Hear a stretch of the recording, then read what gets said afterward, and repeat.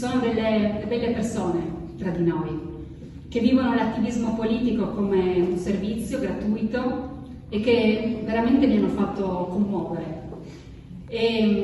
Oggi vi proponiamo la disponibilità a incarnare questa battaglia di due persone che sono qui, che sono alternative tra di loro, o una o l'altra, persone che hanno tutte le qualità di cui abbiamo discusso la direzione scorsa: conoscenza del territorio, preparazione, qualità, esperienza, entusiasmo.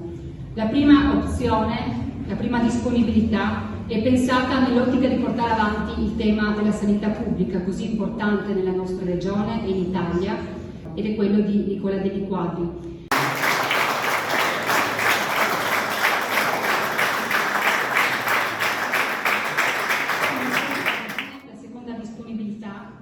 È quella di portare in Europa la sensibilità di una regione, di un territorio che vedono nella grande sfida di Gorizia 2025, Gorizia Nuova Gorizia, il perno centrale, che vedono nella prossimità con altri stati-nazioni, che vedono nello scambio di persone e idee la vera vocazione regionale. Ha sciolto stamattina la sua riserva.